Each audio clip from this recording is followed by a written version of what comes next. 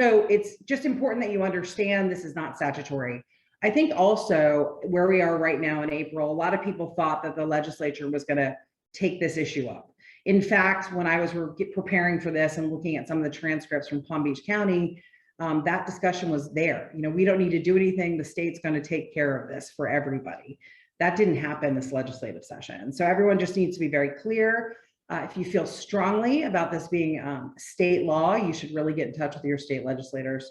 It's super important. So both Miami-Dade County and Broward County have 40-year recertification. There, you know, really this is in light of condominiums. And so single family homes, two home dwellings are always an exception. Government buildings, state-owned buildings, those are exceptions. We're really talking about the condominium market here, okay? So recertification happens, and I just want you to get where it came from. All right, so what are we looking at? Now, Peggy, probably your previous presentations by engineers and architects really got into this, but I thought about this presentation from a sort of board member point of view. So what are you thinking about with 40-year recertification? What you're looking at is structural integrity and electrical safety. So when we talk about structural inspection, I get all kinds of questions. Does this mean they're going to come in and do actual testing? Are they going to, blow up a portion of a column? No, they're not going to do that. Most of the time, it is a visual inspection by a licensed architect or engineer, which I'll get into in a second. But it generally is visual, and they're looking for surface imperfections like cracks, distortions, sagging, excessive deflections, significant misalignment, signs of leakage, peeling on the finishes, things that visually you say to yourself, this doesn't feel right. So they're also looking at really two major components, which is the movement of the structure itself, foundation issues, and then deterioration of the actual materials. So when they go in, and it is either an architect or engineer, they take a look at all of it. They're looking at your roofing systems, the masonry walls, the flooring, your concrete framing systems, your windows, your emergency lighting, and your wood framing. So that's what they're doing. I mean, it is, in this perspective, I'm sure you have sponsors, Peggy, that do this work.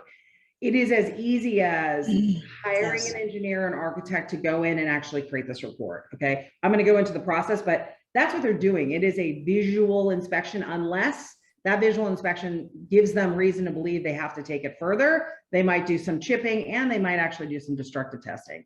It's totally possible. On the electrical side, as a layperson, board member, like, what are you looking for? Well, it really is it's based on the size of the amperage. So you look at the amperage for the entire building. Do you have proper grounding for those services?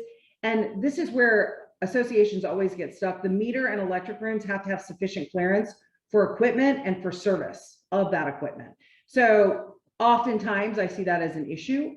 And then they're looking at emergency lighting, the conduit raceways. Are they properly marked? I mean, if you take it back to opening up your own little electrical box, do you know where all of the switches go? I mean, it's almost that simple, but it's not simple, because you have to have professionals to support you. So, sorry, I keep going backwards there. So the professionals are engineers and architects. They have to be licensed. I mean, there's no getting around that. You can't have a property manager do a 40-year inspection report for you, because the county is going to reject it. They're actually looking at the qualifications. And then at the bottom, of course, I say you need lawyers. So when this process happens, generally boards are quite surprised, because they get a notice, and it's a very different notice when you're looking at each county. So Miami-Dade has a more aggressively written notice, where it's a little bit like, you're in trouble.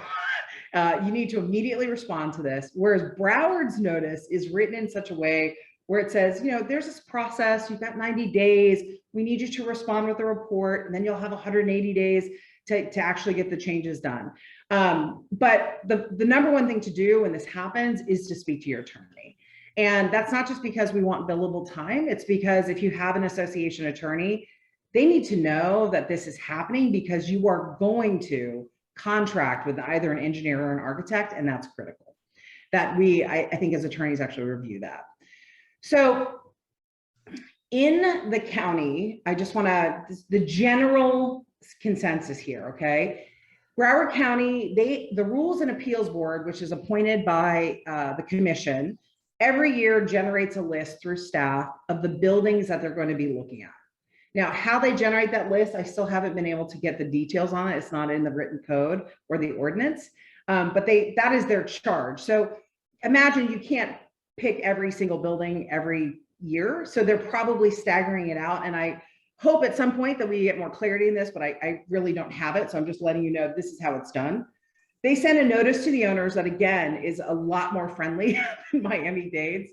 And you have 90 days to get your inspection done. So when you get that notice, you can't just ignore it and say, we're not going to deal with this right now. Or, the classic line of, we don't have the funds. As a not-for-profit community association, you always have ability to raise capital if necessary. And for board members that are on this, you might be saying, what do you mean raise capital?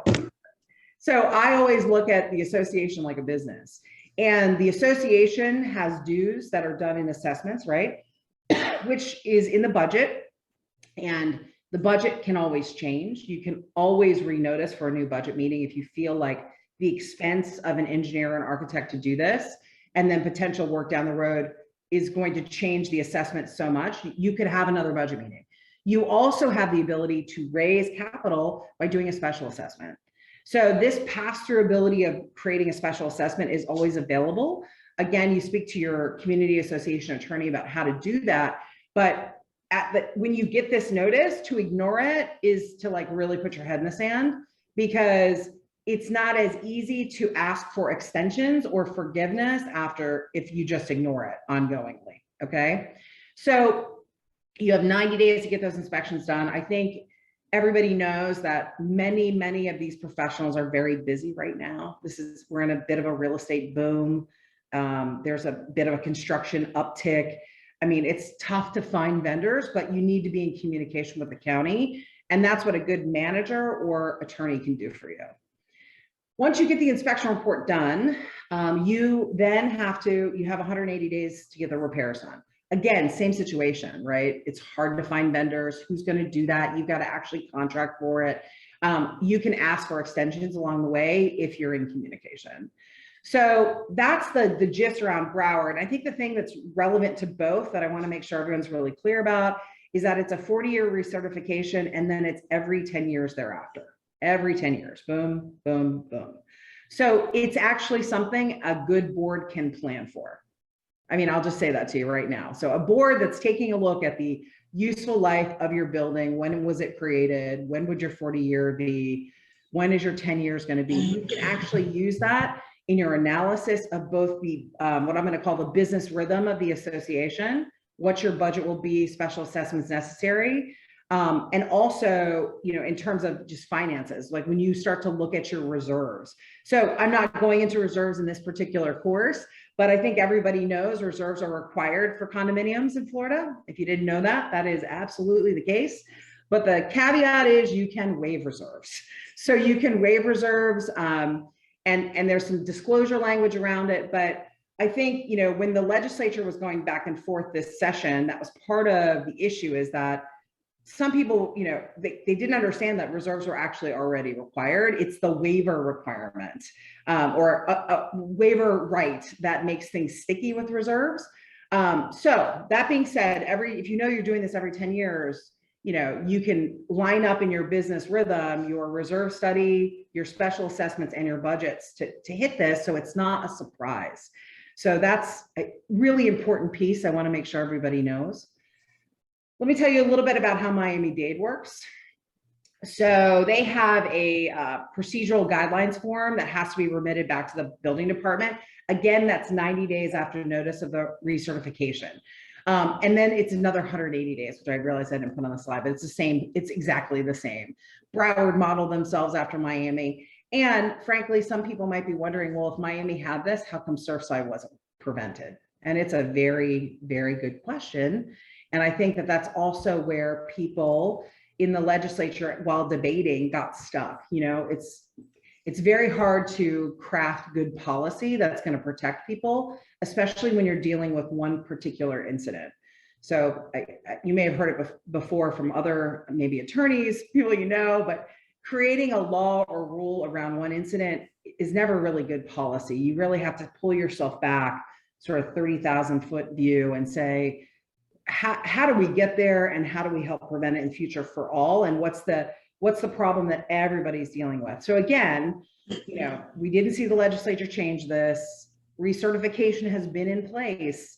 I really think it's more of the enforcement mechanism, right? So we don't have as, you know, Miami-Dade can shut you down, and so can Broward. Uninhabitable building. I think you guys have already heard about that. There have been several that have gone down, at least in North Miami Beach, that I can recall recently. So they have enforcement mechanisms, but at what point do you get there, right? So again, I say these things so you're contemplating that, and hopefully getting in communication with your lawmakers, because it makes a huge difference.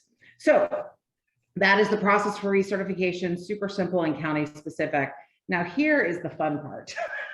And really what Peggy wanted me to talk about is, what are the legal considerations for contracts? And so I put together my notes, and I was like, all right, you know, I'm going to put this in a bunch of squares and then I'll explain to you each one, and I'm sure it'll probably create some questions.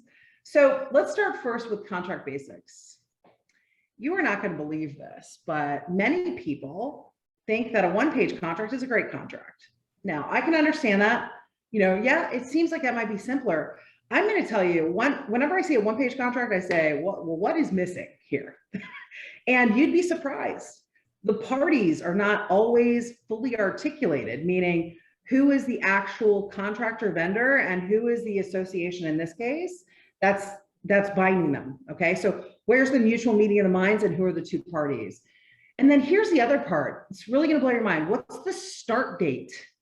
So people sign a contract with today's date, you know, April or, you know, 22nd, whatever it is, right? But they don't actually have a start date in the contract, nor do they have deadlines or a timeline. Now, I understand from a vendor point of view, and I know we got a lot of vendors on the call, that can be up in the air, unsure. I get that. But I'm going to tell you, on the association side, when we look at these contracts, we're like you don't sign the contract unless we know when they're starting and what their timeline is. I mean, it's just a very simple thing, but you'd be very, very surprised. So that's my first plug for, please do not send us the contract after you signed it. You know, your association attorneys really want to see the contract before you sign it. That is the best advice. Best time for us to give you advice is so. I'm just going to go left to right on the top. So what is the remedy for lack of compliance? You know, so oftentimes there are not remedies on how to deal with this. So let me give you a scenario. Vendor, you sign a contract with a vendor, they don't start, and they say, well, it's going to be another 7 months because we don't have any employees to do that right now. And you know how it's going. It's post-COVID, blah, blah, blah. Yeah, that doesn't work for the association, especially considering the 90-day and 180-day guidelines that I just gave you, right? Now, if the vendor actually wrote it in writing and sent it back to us, is that useful to send to the county? We need an extension? Sure, very useful. But most of the time it doesn't happen because we actually don't even have any remedies in there about them giving us notice or termination, which I'll talk about a little bit later. I already told you the one-page contract's a myth. You know, people feel like that's easier and better. Half the time I see associations signing proposals and thinking that those are contracts, and they are contracts. They will bind you, certainly, no doubt about it, but it's not a good idea. So if I haven't said it enough, please send those to your attorneys. Super important that happens. Deposits and association rights. So if the association, you know, the vendor wants a deposit, which is totally understandable. And this is really this is not really the architect or the engineer that's doing the initial report. This is really once you get the work started. And they want a particular deposit, that's great. But what is the association's rights at that point? And have you contemplated them? And is there a payment schedule? I mean, I actually sat with our attorneys about this, and I said, what are the number one things you want me to talk about? If I told you I had an audience that was interested in this, and they said, please tell them that just because a vendor tells them they want a 75% deposit does not mean that has to happen. It's completely negotiable. And I would agree. And I think the deposits really do need to line up with the rights.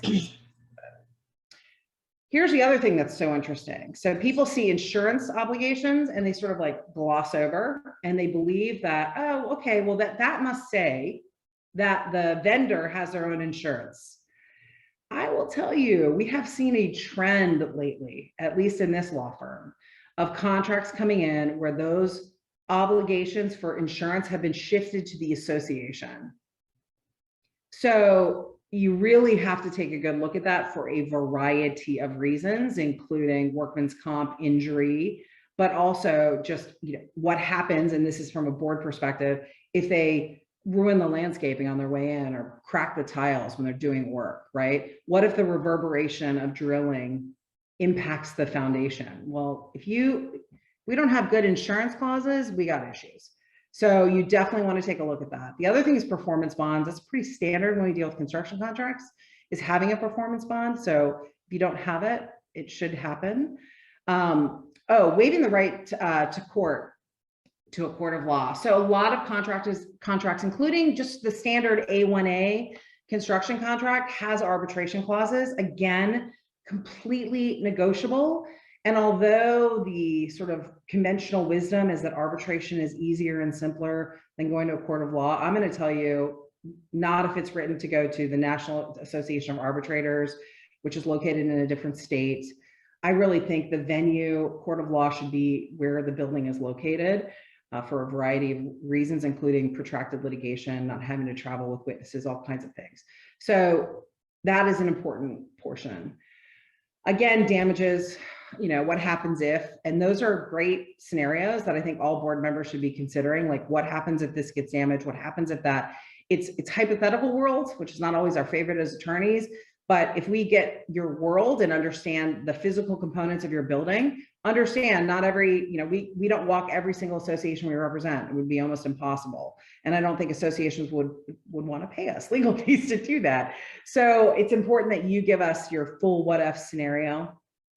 Retention for the punch list. So the way contracts are generally written, they do the retention based on substantial completion.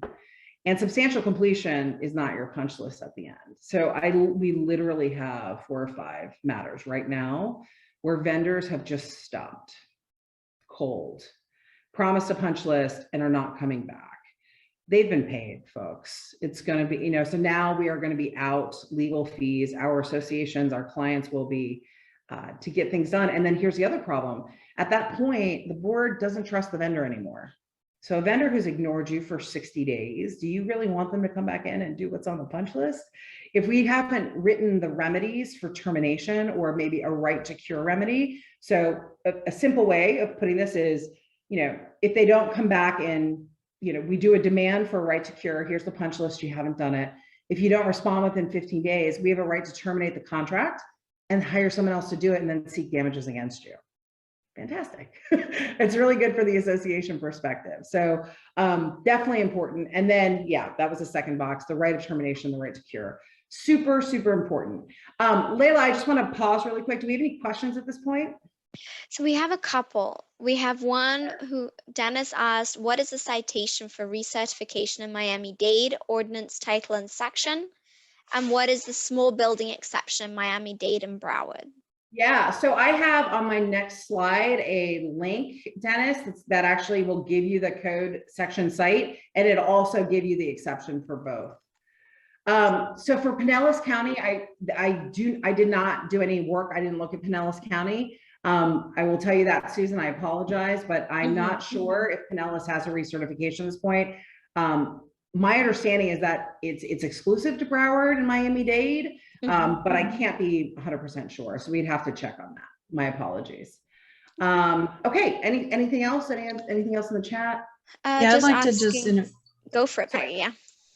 No, I just wanted to interject that I feel like after having been in the industry myself like 20 years, I am a licensed manager, but never practiced, but around managers to understand associations and so on as I approach them for business, is that I find a lot of the boards are vulnerable, maybe hesitant or pushed into dispersing these monies before these jobs are done.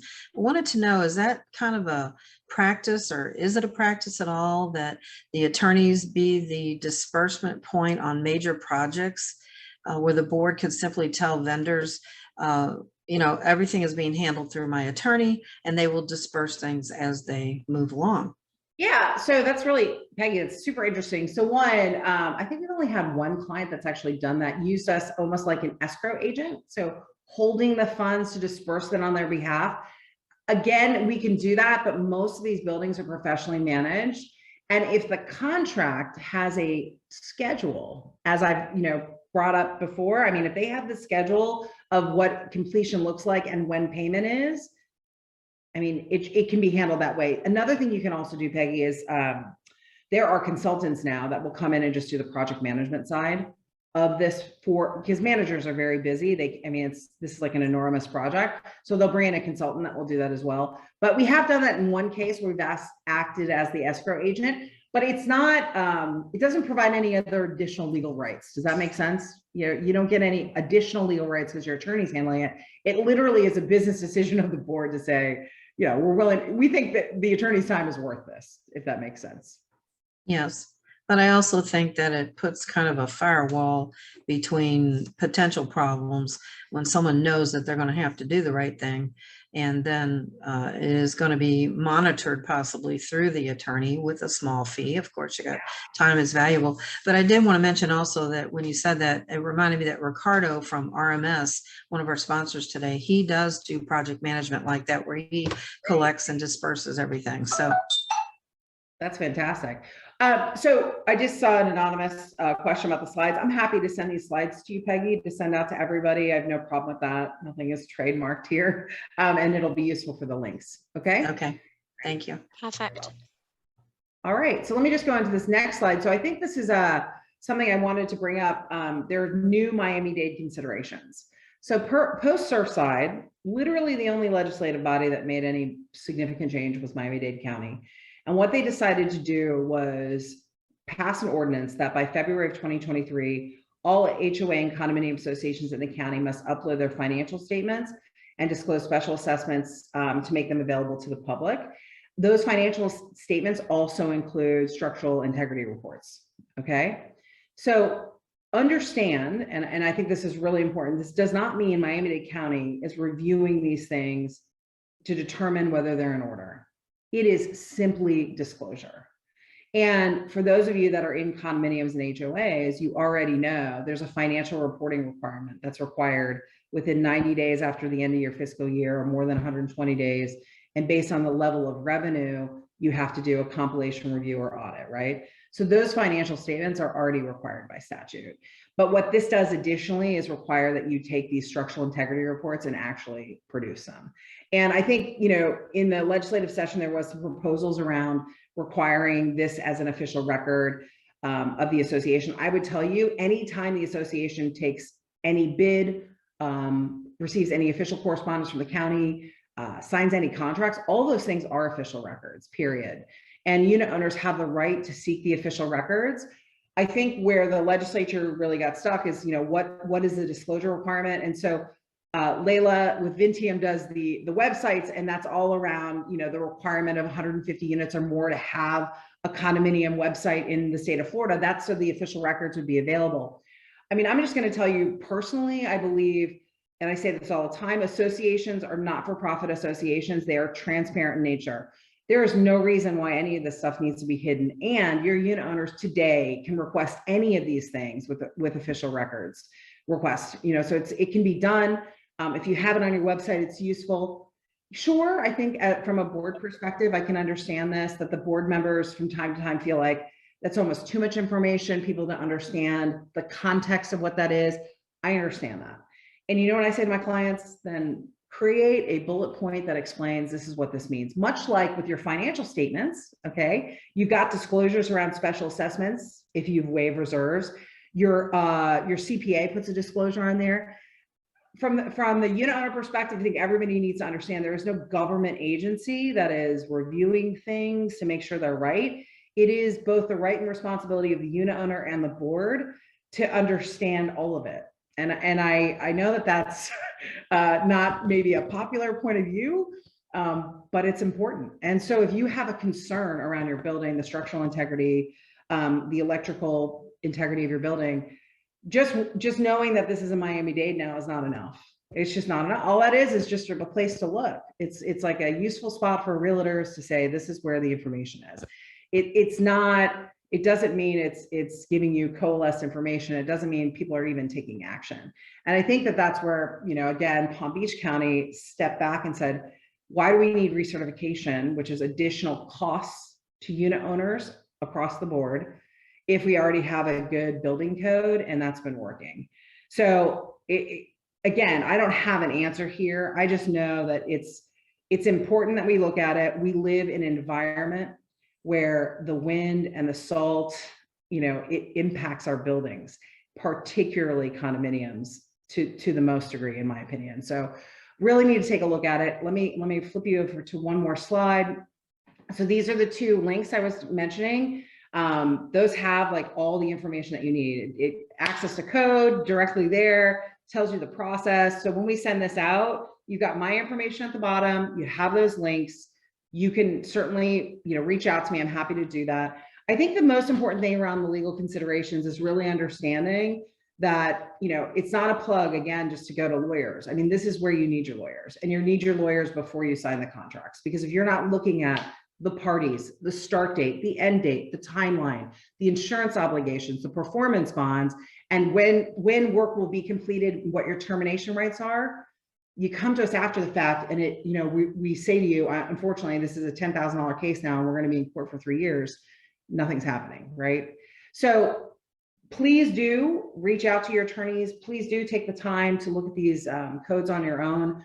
And remember that community associations, condominiums particularly, they are not-for-profit organizations, and you have the ability to plan properly for your reserves, and you have the ability to plan properly for your budget, and your budget is always a living and breathing document. So take the time, figure out when your building was created, when is it going to be at 40 years, so you're not surprised, and then take a look at what the 10-year cycle is going to be. I think one of the things, and Peggy and I think we've actually had this conversation, the number one space where associations can improve operations is actually when they're shifting over to a new board.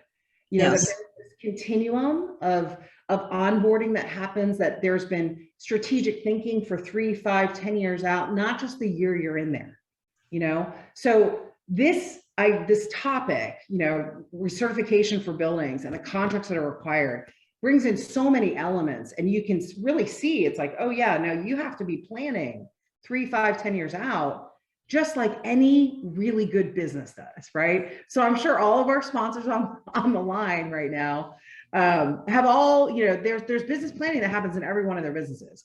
And if not, that's amazing, but most likely it happens.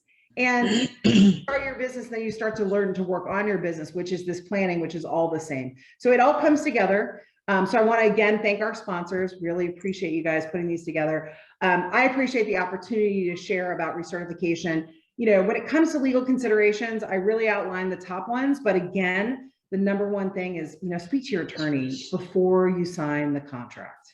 Agreed. All right. Great. Peggy, any other questions, things you want me to answer? Yes, I know you don't want to go into detail about reserves, but I come across so many times that there's not any reserves in the association financial structures at all. Where would be a good starting point? I mean, everybody, oh, we'll just vote it out, we don't need it. What would be a minimum starting point to help people understand this issue of preventing you know, the huge bomb that's going to drop with a huge, you know, assessment? Yeah. So reserves start with this: painting, paving, roofing, anything that costs more than $10,000 to replace requires a reserve. And what you need to do at that point is get a reserve study done, you know, by an engineer or an architect. Again, why?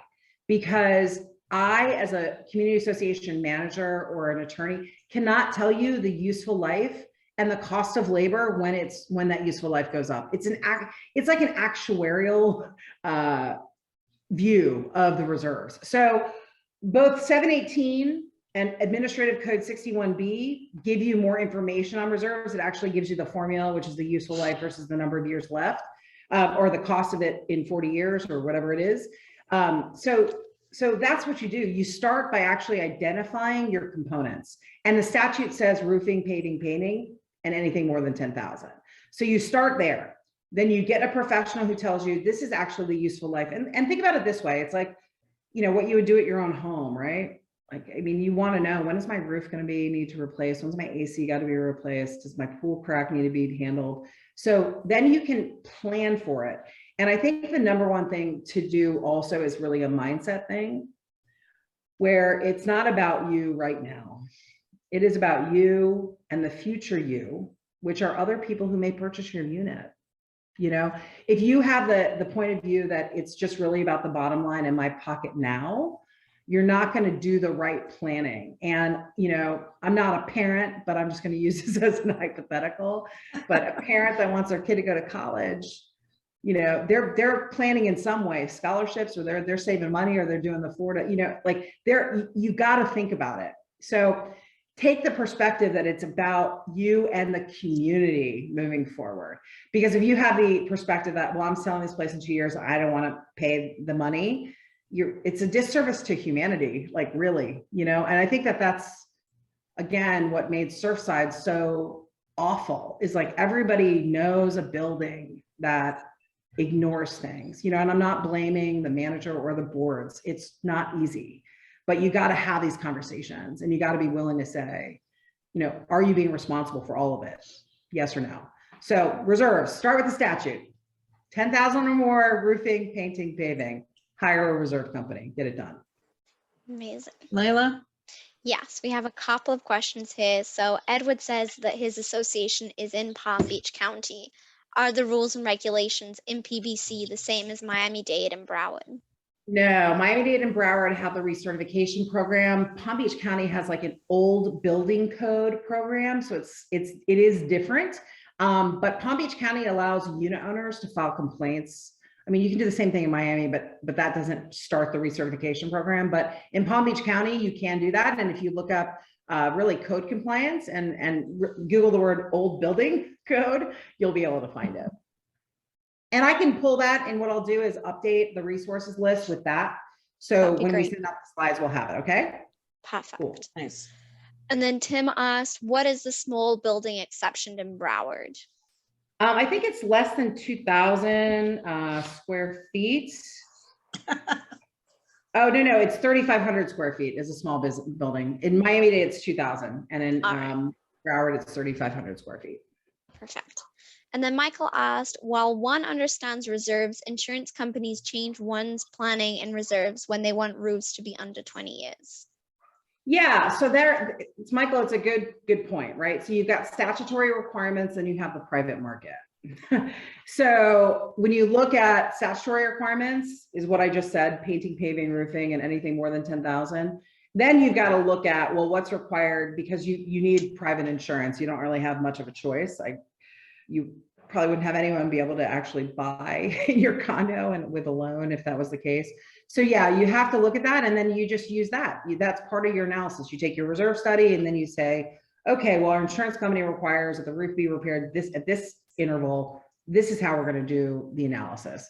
So you overlay the two. That's the best way to do it. All right.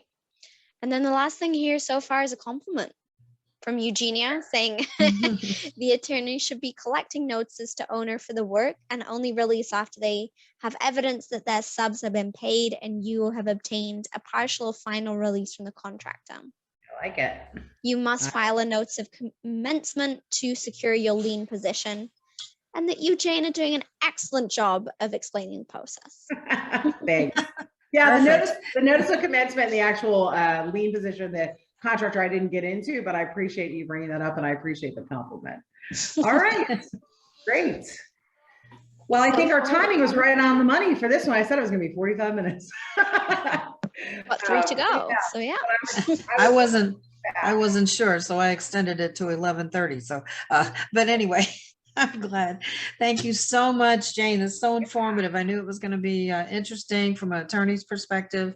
And if you have any further questions, you can reach Jane directly. She's going to put her information on the, there you go, on the slides and so on. And my sponsors, thank you so much. I hope everyone got something out of it. Now look forward to the next seminar or webinar I'm going to be having with Ricardo Mancato. He's doing a 2-hour, this is for our property managers in particular, 2-hour HR credit certification on hurricane preparedness, which is also a hot topic with the June 1st deadline coming around for boards. So look for those coming out, and hopefully Jane is going to have more classes in the next few months for us as well. You bet. Thank you. Thank you. Have a great weekend, everyone. Thanks. Thanks so Bye. much. Bye. Bye.